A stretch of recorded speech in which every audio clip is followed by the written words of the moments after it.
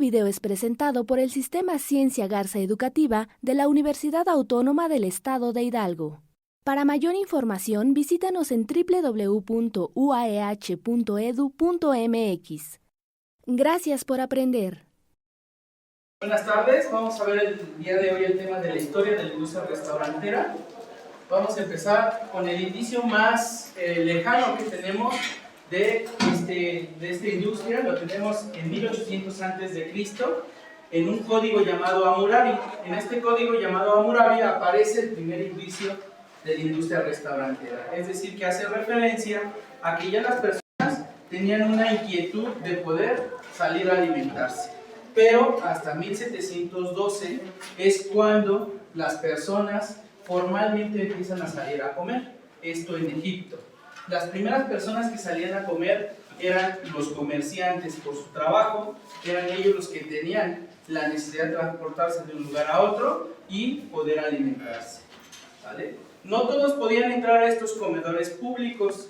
Estos comedores nada más podían ingresar las personas del sexo masculino. Hasta 1402 a.C.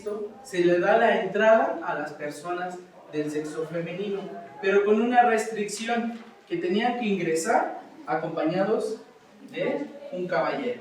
Y primero tenía que comer el caballero, y posteriormente tenían que comer las mujeres o los niños. ¿Qué comíamos? Principalmente cereales, aves de caza o algunos frutos secos. Posteriormente de esto, en 1300 aparece un instrumento muy popular actualmente, que es la cuchara. Hasta 1300 a.C. aparece este instrumento que era muy rústico, eran unas especies de palas de madera volcadas, y con esto podíamos ingerir nuestros alimentos. Posteriormente la cuchara se refina. Hasta 1400 después de Cristo es cuando le ponemos nosotros algunos ornamentas a esta cuchara. Es decir, que el mango lo decoramos con hueso, lo decoramos con algunas piezas de coral y algunas otras cuestiones. También en 1005 aparece el primer tenedor. El primer tenedor es muy parecido a lo que hoy conocemos como el tenedor para mango. ¿Conocen el tenedor para mango? Que es un tenedor que nada más contiene un solo diente muy alargado y dos muy pequeñitos. Ese tenedor era muy semejante a este, nada más que era muy grueso y muy afilado. Esto hacía que nosotros, cuando consumíamos alimentos, como éramos un poco salvajes, rústicos, pues nos llegábamos a perforar la lengua, el paladar o inclusive la mejilla, ¿sale? Entonces éramos muy poco con muy pocas reglas de etiqueta, y esto nos hacía que fuéramos muy bruscos al momento de comer. Entonces trinchábamos la carne y con la misma fuerza lo ingresábamos a la boca y nos llegábamos a perforar estas partes de nuestro cuerpo, ¿vale? Posteriormente se da una evolución mucho mayor con el uso o el traslado de las guerras. Las guerras a la industria alimenticia le dio un incremento o una potencia muy importante, ya que por medio de esto las tropas estaban acostumbradas a consumir alimentos muy rápido. Cuando terminan las guerras, regresan a sus países de origen y tienen esta misma necesidad. Y por esto empiezan a surgir algunas cadenas de comida rápida que hoy conocemos. ¿Saben cuál es la primera cadena de comida rápida que surgió? La más activa. McDonald's. McDonald's es una de las cadenas más antiguas de la comida rápida. Fue una cadena que evolucionó al mercado. ¿Con qué? Con su famoso Automac. ¿Qué es el Automac? Servicio al auto. Servicio al auto, exactamente, es el principal, ¿no? Entonces tú vas a una cabinita, le hablas, te sirven te toman la orden, te preparan los alimentos, pasas a la siguiente ventanilla y te los dan, ¿sale? Con el famoso Automac es como se empieza a revolucionar. Posteriormente, bueno, ingresan Pizza Hut, después en México empieza. ¿Cuál es la primera cadena restaurantera de México? ¿Cuál se imaginan? Sanborns. Sanborns es la primera cadena restaurantera de México, ¿sale?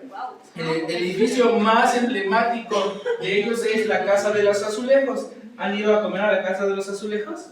Está ahí en el centro histórico.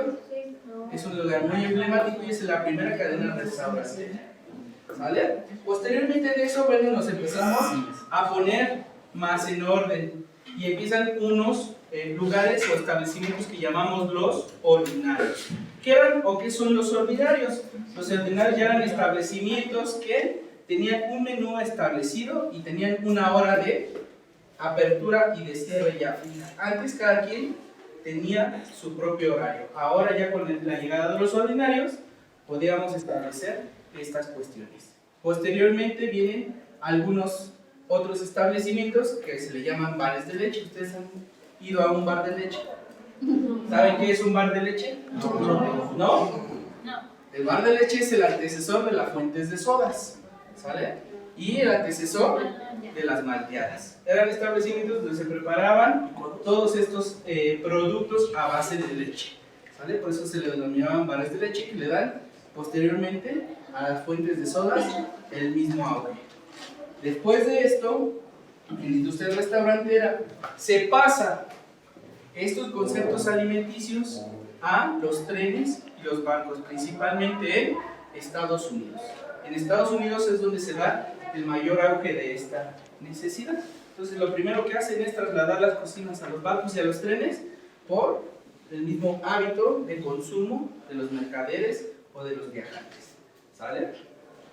Posteriormente vienen algunos otros elementos que vienen a innovar la industria restaurantera. ¿Cómo qué?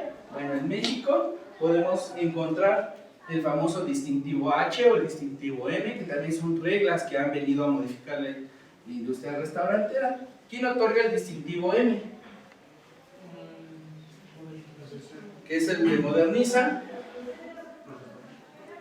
Se le otorgan a algunos establecimientos de restaurantes, pero ¿quién lo otorga? La Sectur, así es. Y ahora, ¿quién otorga el distintivo H? No, también la otorga la Sectur por medio de la Secretaría de Salud, ¿sale? Este es un distintivo que se otorga de ambas dependencias hacia un establecimiento, ¿ok? Últimamente también han hecho algunas modificaciones a estas cuestiones, como por ejemplo, ahora ya no podemos fumar en establecimientos cerrados, ¿sale? Ha sido una modificación que se ha dado a la regla y ya no se puede fumar en este tipo de establecimientos. ¿Qué otra modificación ha sufrido la ley? Los aleros. Los aleros, exactamente, como estamos en uno de los primeros países con índice muy alto de obesidad, que está relacionado al consumo de sal, ya la Secretaría de Salud nos dice que ya no podemos poner o colocar saleros en nuestro restaurante. Lo podemos ofrecer únicamente si el cliente lo pide, ¿sale? Entonces, a grandes rasgos, pues bueno, este ha sido el recorrido que ha tenido la industria restaurantera a lo largo de los tiempos.